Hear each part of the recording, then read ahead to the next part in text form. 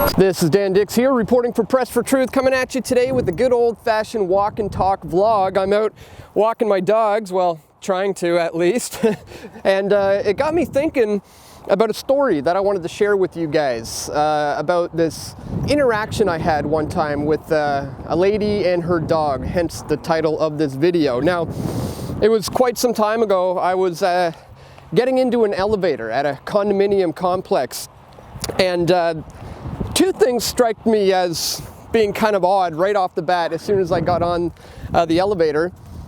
And that was the fact that there was a lady on there with her dog, and this was, first of all, a golden retriever that was muzzled.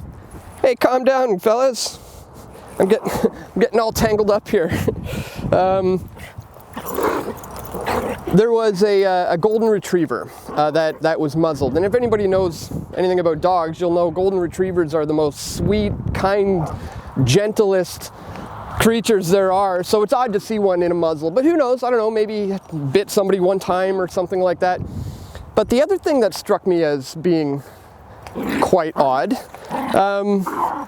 was the fact that as soon as I walked onto this elevator, this lady immediately cornered her dog into the corner of the elevator and separated her the dog from being in my eyesight, basically. And so that struck me as particularly odd, but whatever, I didn't think much of it. I just minded my own business and hit the button and was ready to ride to the top. Now, this is a particularly long ride. This was a slow elevator and we were going to the top, so I knew I had a good minute and a half solid with this lady, and out of nowhere, she all of a sudden turns her head and says to me, "Excuse me, I was wondering if you would mind not making any eye contact with my dog. Don't look at her. She has an issue with men. She doesn't like men. So if you could just refrain from making any eye contact with her, that would be greatly appreciated." And I was just kind of in shock. I didn't know what to say. It was like, okay, I mean, I wasn't looking at your dog, but fine.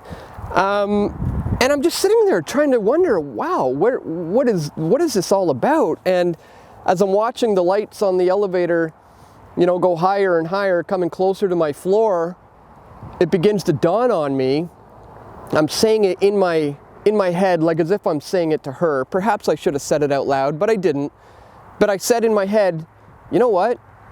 You are the one who has a problem with men. You have an issue with men, and this poor little creature is simply just picking up on that energy, and he's emulating you in behavior. You know, the dog doesn't hate men. He's just picking up on that negative vibe that you're putting out there because you are in fact the one who hates men. And maybe I should have said that, but I was, you know, kind of thinking about that as I was riding up, and I started thinking, should I say something? And then I thought, no, you know what, maybe she's had a terrible experience. Maybe, you know, she's got issues with her dad, or maybe she's, you know, being abused, or who knows what. So I started thinking, you know, maybe somebody like that, you know, I realized the only problem that anybody had on that elevator, hey, quiet guys, all right, let's go. The only issues anybody had on that elevator was her. And her issues were with patriarchy.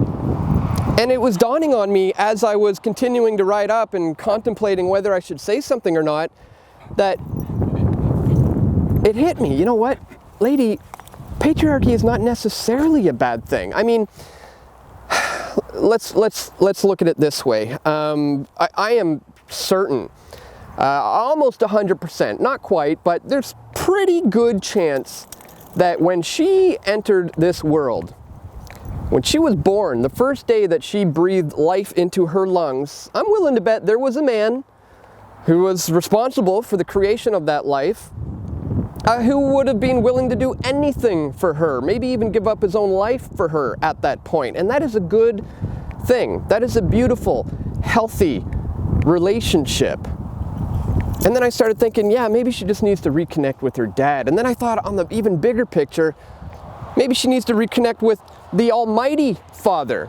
you know, if we take this hierarchy, which is what it is, to the very top, the pinnacle of the patriarchy, if you will, it's God who's at the top. And he has his best interest out for her. It, too, is a good, beautiful, awesome relationship if she would allow it.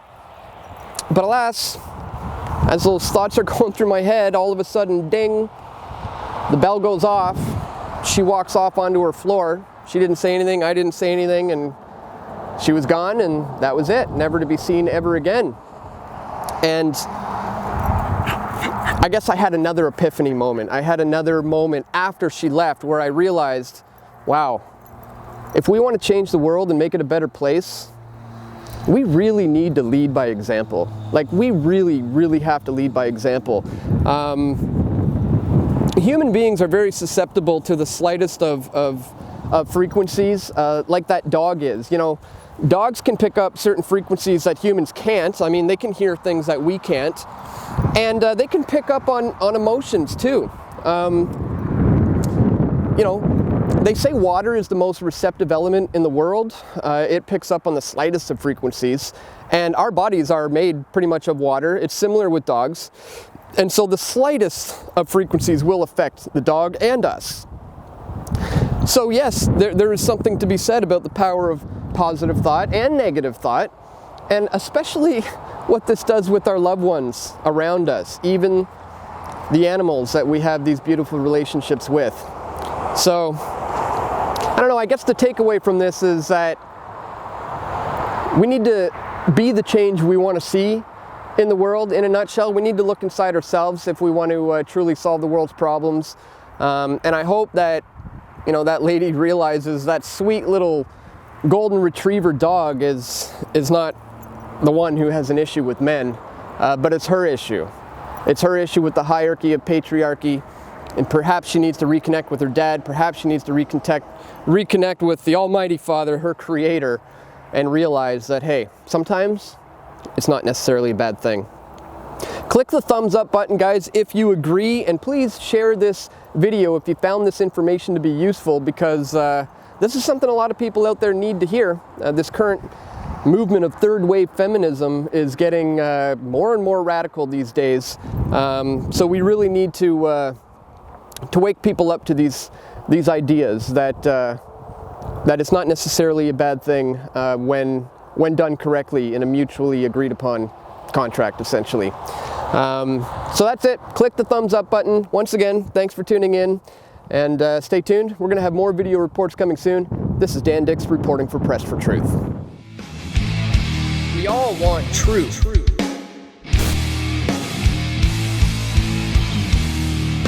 The truth will set you free.